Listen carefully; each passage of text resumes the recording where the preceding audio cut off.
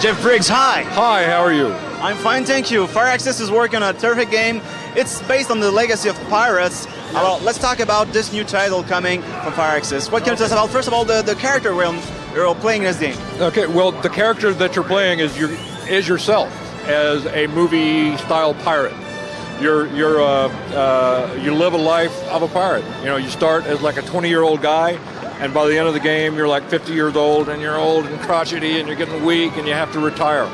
And so what happens in between when you start and when you end is, your life. Being a pirate, I guess reputation is very important. Your reputation is very, very important, but you get reputation by being a good pirate. And how do you do it? Sinking ships, winning sword fights, getting a lot of plunder, getting rich. There are governors' daughters throughout the Caribbean that you have to woo by bringing her gifts, necklaces, rings, and then not only you have to bring her gifts, but you have to dance with her. You have to dance with her well, or else she'll scorn you. And you can have a daughter in every port in the Caribbean. I think there's like 45 ports throughout the Caribbean. So you can literally have a woman in every port. This game is really open-ended, but how do we start? How do we start the game? We start as a young pirate? Well, you start as a young pirate. The story is that you're making your way to the New World early in the 1600s, and for some reason your ship gets taken by pirates, and they scatter your family across the Caribbean Sea, and you have to get revenge, and so you become a pirate yourself.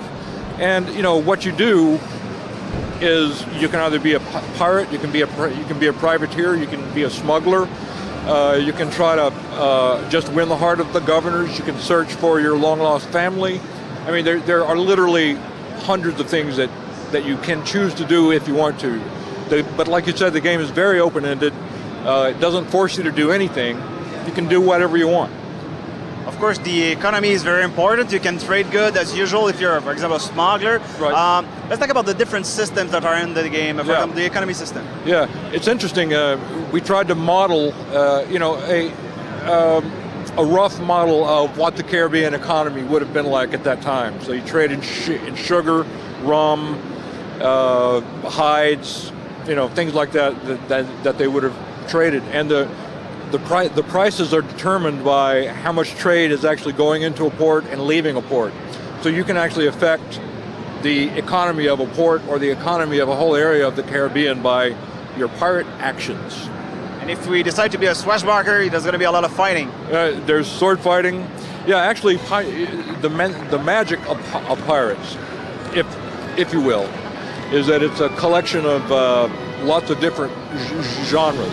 Of course, at the time that the original game was made, back in 1987, there were no genres. And so we were inventing them as we went along. There's a fighting game, there's a ship-to-ship game, there's a real-time strategy game where you try to capture an enemy town, there's a dancing game, there's a stealth game where you're sneaking through the town at night, and it's all melded together into this sort of seamless life, of a pirate.